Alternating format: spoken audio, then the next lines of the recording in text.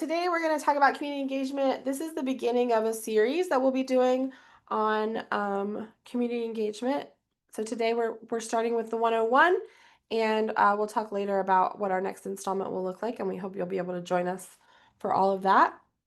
Um, so first we're going to talk about what is community engagement. We have a small enough group today, so I would love it if you are comfortable going off mute and share with us what you think of when you think of community engagement. If you'd rather put it in the chat, please do that as well. But what comes to mind when you think about what is community engagement?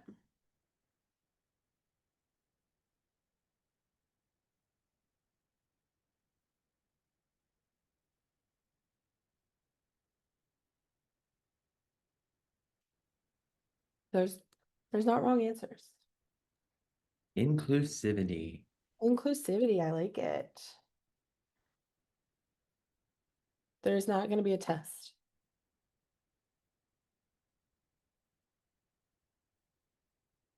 Recognizing the voice of others. Excellent.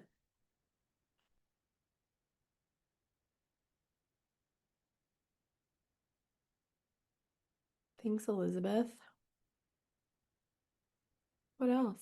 Lots of organizing of people, for sure. Sharing and conversation at a meal, George. I like where you're going. I second the meal part. We are in Appalachia right here in West Virginia. So identifying and addressing community needs. Yes. What else?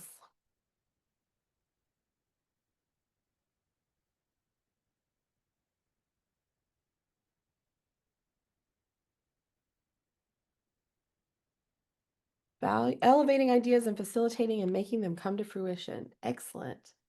Thanks, you guys. So, um, some people think of community engagement in the ways that we've talked about. Some people get intimidated and scared because they're afraid that it means people are going to yell at them. But I like to take a Leslie Knope approach, and even when people are yelling at me, interpret it as them just caring very loudly at me. So what is community engagement? More clinically, it is a broad citizen engagement to share, document, define community priorities, goals, and action steps on an issue or a project or a policy, maybe a program. It's a way to gather input and share information, a way to work together. I think we hit on some of those themes in our discussion. And at its best, I would say that it is inclusive, it's genuine, it's collaborative, it's creative, and it's fun. And that's our favorite part. So we're going to talk a little bit about how do you make it those last three things, especially collaborative, creative, and fun. So for this, we're going to try to use some of our Zoom tools. Why might you engage your community? So I'm turning on the annotate. I hope that a black bar has just popped up to the left of my screen that gives you the opportunity to draw or type text and tell us what you think, why you might engage your community. If it So, didn't pop up, hover your mouse for just a second, and then it should prompt a little green button down in the bottom left-hand corner that shows a little drawing utensil and says annotate. so I'm typing something in just to give you an idea of what it'll look like as soon as I remember how to use a keyboard. There we go. So what are some of the reasons you might engage your community?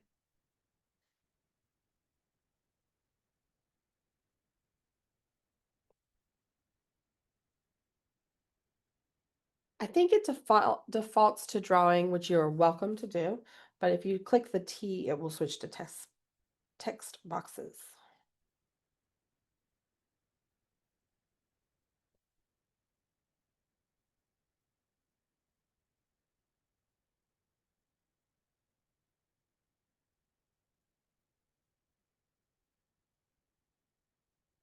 Broaden perspective, gather input, understand what the community wants, build a stronger community, gather data. Let's see if I can change the color on some of these. They're easier for us to see. Keep them up to date on local activities. I like it. Get the objective and value of a project out. Very good. Thank you. Meet new faces, always.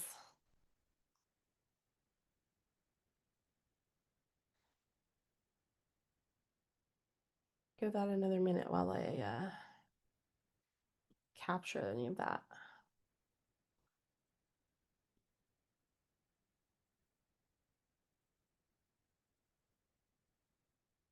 Build trust with your neighbors. Excellent.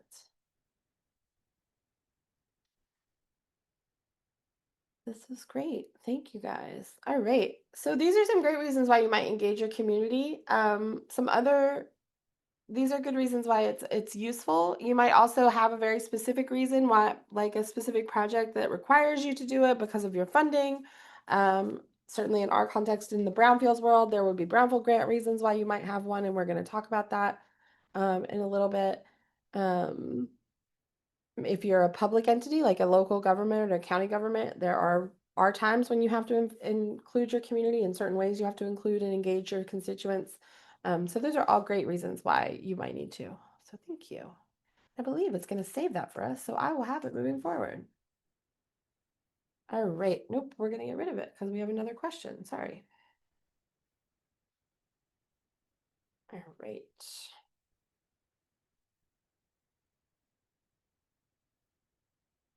Stay with me, y'all. All right. So the next question is,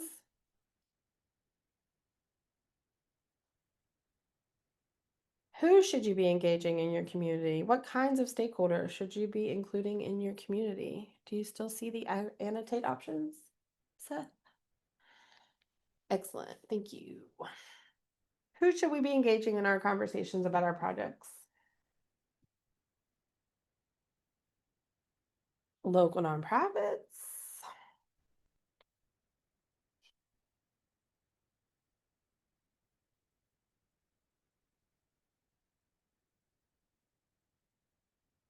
Who else?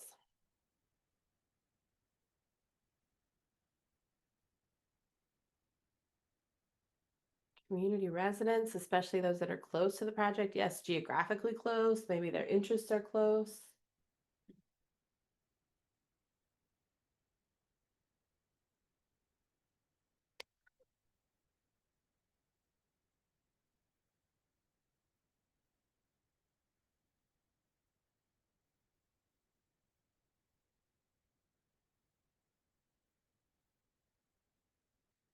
Rotary, yes, definitely. Those civic organizations can be a great place to find people.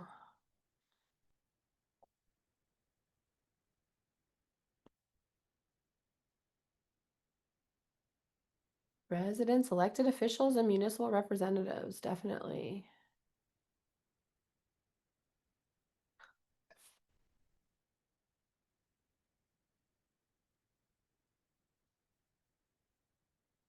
Give it one more minute. Anybody else that we want to get in there for sure? Businesses and colleges, absolutely. Often colleges are a huge stakeholder in your town. Local churches and congregations. Yeah. So at the end of the day, the real point is everybody, people of all different walks of life, people with different and various backgrounds and perspectives. Um, it may depend on your project. You may have a project that's focused on a topic area, like you're going to build a soccer field, so you want to make sure you get folks who play soccer, soccer coaches involved. You may be building a new manufacturing facility, so you want to make sure that you're talking to your industrial and your business community. So thinking really broadly about everyone that may be impacted by a project or who could impact your project is always important. So I said before that sometimes you have to do community engagement. When is it required? I personally think you should always do community engagement because A, it's the right thing to do, and B, it's fun. But often your grant requirement, might have a grant that requires you to do it. So in the EPA, in the context of brownfields and the EPA,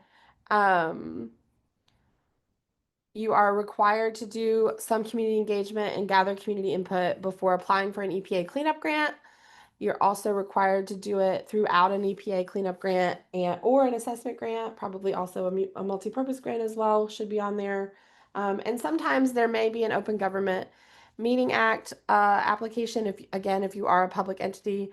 But typically those requirements are about not about how you have a meeting or who you engage, but how you notice people, not about tell people that you're having a meeting, how you make sure that the word gets out. And they don't necessarily dictate format. So we might think of these public hearing requirements, meaning that we have to have a boring, dry city council meeting where everyone just kind of talks past each other.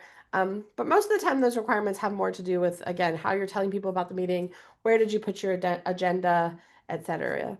And almost always, whatever those requirements are the very bare minimum. So you want to do that, but you also have some flexibility to do some creative things that can help you make sure that you get real, genuine, and creative and inclusive and fun engagement, like we talked about at the top. And thanks, Molly, for the, she had some technical difficulties, but also said that we should be engaging experts that understand project feasibility, which is an excellent contribution. So we think of public engagement at the Mid-Atlantic tab on this sort of spectrum, ranging from free range to traditional public meeting. These are sort of thought of it. I think of these as ideal types, meaning that they may not exist exactly in the wild in this way, but there's sort of types of meetings, types of engagement that you might see, and they all have their place. There may be different ways that you should, different times that you need different kinds of engagement. But for the most part, in our brownfield work and in our community and economic development work, the sweet spot is that middle structured engagement. So we're going to talk a little bit about what these look like. So what we're all most familiar with is a traditional public meeting. Generally, there's kind of control of the conversation and control of the way things flow through very formal rules.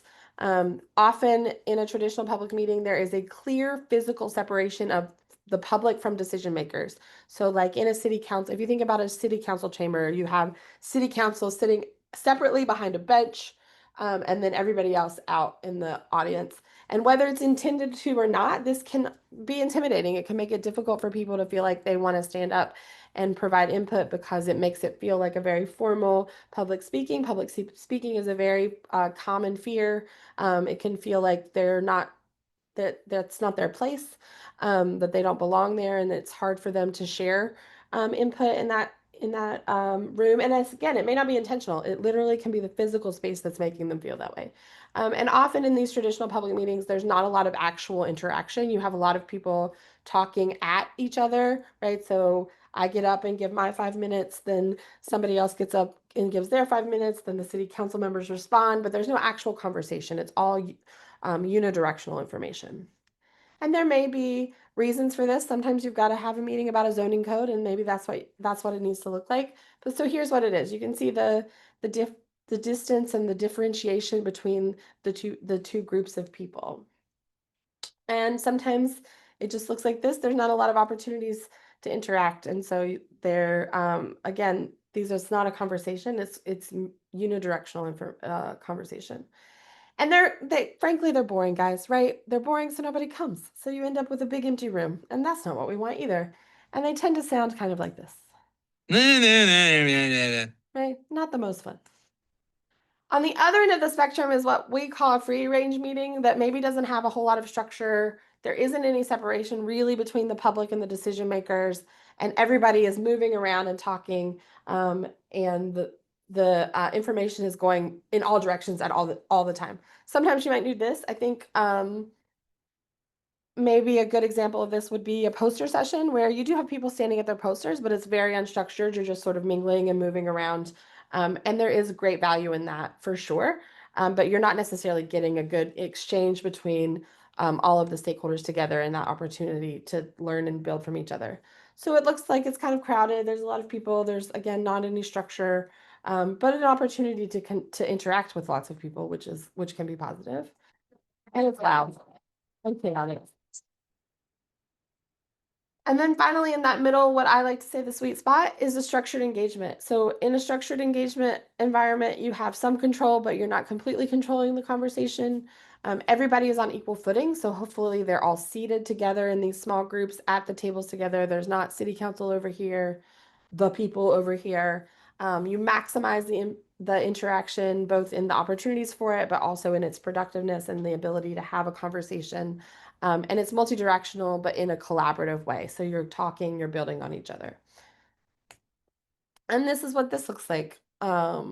you have small groups, you're working together, you're solving a problem together, you're having a conversation together. And it's not totally quiet, but it's also not chaos.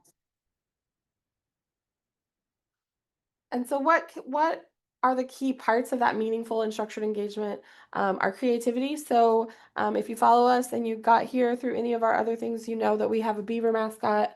And we use fun activities and fun ways to get people engaged in ways that you might not think. Not everyone knows what a brownfield is in particular, so finding ways to get them in the door and thinking about things more creatively can always be good. Draw them in. Brownfield can sound like wah wah wah if you're not familiar with it, but making your community better. Come plan, come do this activity, and while you're here, we're going to ask you about our brownfield. Can all help. It can help you identify your stakeholders. So typically we would recommend that you do a broad invitation to your whole community and some targeted invitation to some of the groups that we talked about before who are known key stakeholders. But if you make it engaging and you make it creative and you make sure that it's open to everyone, folks are going to show up that you weren't aware of that should be on your list. It allows you to identify the issues and concerns of those stakeholder groups. So not coming in with some agenda, but not coming in with a very detailed structure that doesn't allow for flexibility. That allows you the space and the participants the space to bring up things that maybe you didn't think of. We don't all think of everything related to a project, and that's why those various different voices are important to have in the room. Um, it can help you develop strategies for addressing those concerns. Again, everybody in the room may have a different thought, a different idea, and from that synergy, you get more creative approaches to address whatever the topic was that you were talking about, whether it's redeveloping your brownfield site, finding funding for a new facility, a new park in your town, or addressing a difficult policy question.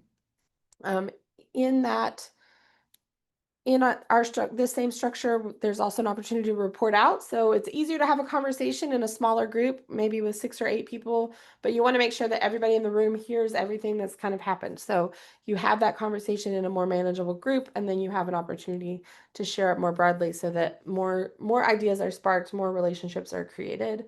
And people do like instructions. So the free range is fun, but people want to know what you want them to do. They want to know where to go and how to give you feedback. And then the last crucial piece is that you do post-meeting follow-up, whatever format you decide to use. So some of the pro tips for community engagement to avoid self-sabotage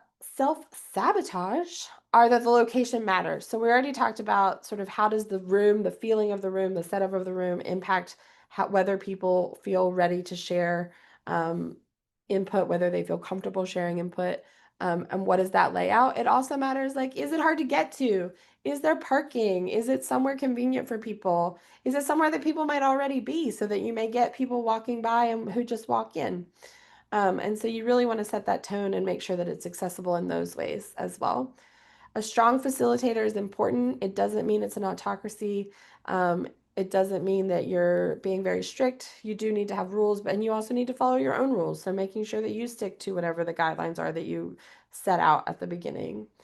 As a facilitator, as things are reported out, as people tell you about their ideas, their thoughts, their conversations, and that moment, the role of you as the facilitator is just to accept that, to track the trends that are reported.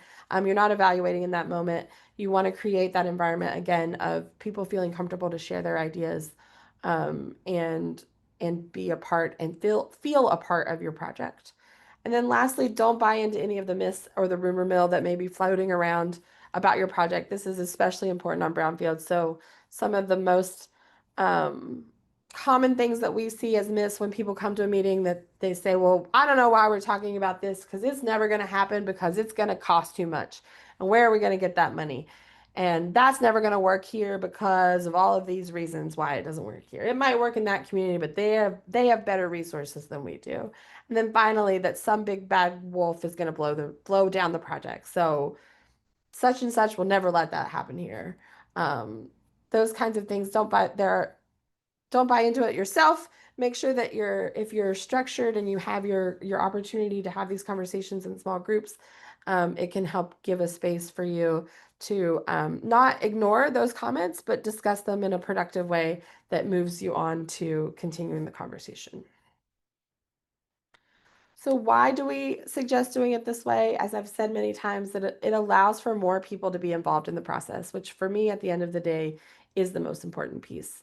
When you're working on a brownfield project, it exists in a community. People live in that community, and whatever happens there is going to impact them. And they should have the opportunity to find out what's going on, to provide their feedback about what's going on, and to be involved in the process as much as the specific project will allow.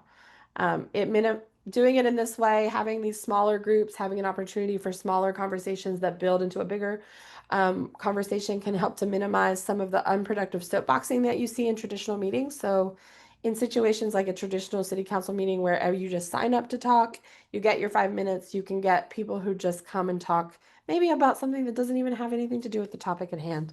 And when you have this more facilitated, strongly facilitated structure, you can help to nip that in the bud early so it doesn't derail your conversation. It allows you to get more information and input from multiple perspectives, which is going to make your project richer. It's going to make it more successful and more meaningful and more well-rounded. And then will help you build relationships between the community members. Everybody that comes there is going to feel like they're part of the project. They're going to be a part of the project, and you're building trust from the beginning, which is crucial. And then finally, it helps to provide you an action plan and hopefully more muscle from your community to implement it. So more people to help make things happen in most of the communities that we work with, and probably where you guys are working. None of us has a big check where we're writing a check out to finish a project for $20 million done and done. We've got to hustle and we've got to pull things together to get it done. And the more arms pulling we have, the more success we'll see. Some other resources for doing this kind of community engagement that you can find, and these are all links and slides that you will get after the webinar. There's a great website that I use all the time called Game Storming. It's just a collection of different kinds of activities and prompts and ways to facilitate a meeting that make it interesting and make it fun. And it's already ready to go. So there's a book, and on their website, they've got a crowdsourcing where people put in their own activities. And it's sort of, you can tweak it to what you need, but it's ready to go. Other ways to structure your meeting is something called World Cafe, which is a way to get people to move around and talk about different topics with different groups to make sure you're maximizing that interaction among different people. You don't have the same kind of 4 or 5 people in one group together. They get to mix it up a little bit. Open space technology, which is another way to have a meeting where maybe there are multiple topics and you don't know what are the most important ones to people. That provides a way and an opportunity for the participants to help drive the topic and drive the discussion, even from the very bare minimum of what do we talk about, and how do we attack this conversation.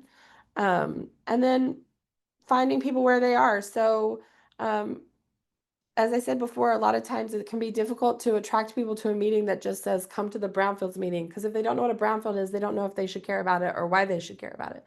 But you may know that they need to care about it. And you may know that your community has a First Friday event every year, and that you could tag on to that. So you know there'll be 100 people downtown and you can go talk to them downtown.